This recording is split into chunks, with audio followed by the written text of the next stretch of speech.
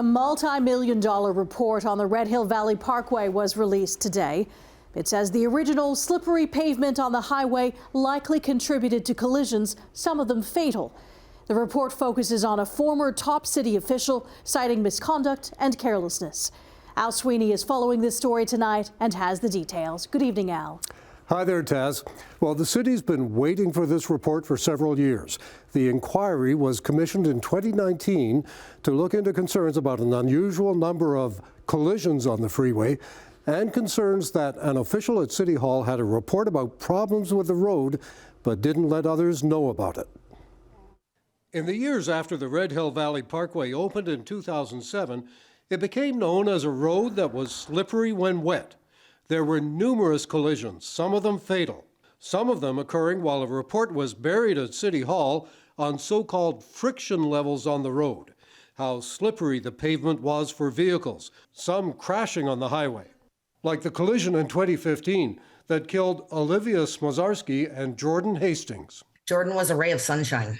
So she lit up whatever room she went into.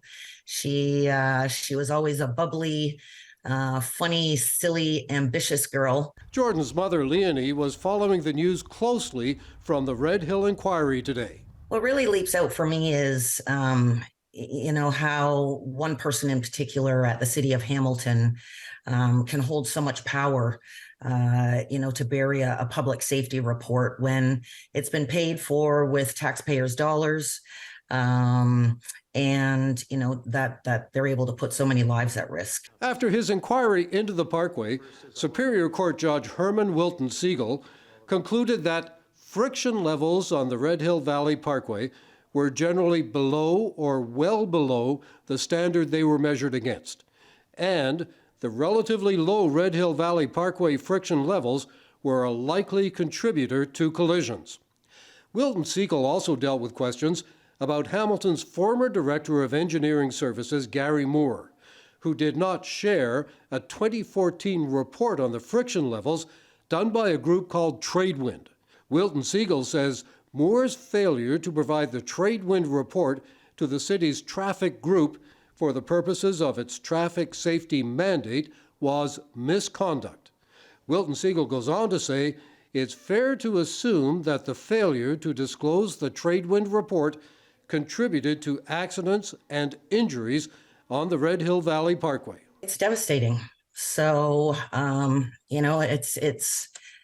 he put a lot of lives at risk. And, the report is clear that, had the SEMA and the Tradewinds reports been made public in 2013 and 2014, that drivers would have had a better chance of navigating a challenging roadway successfully. Jordan's mother says her daughter could still have been alive.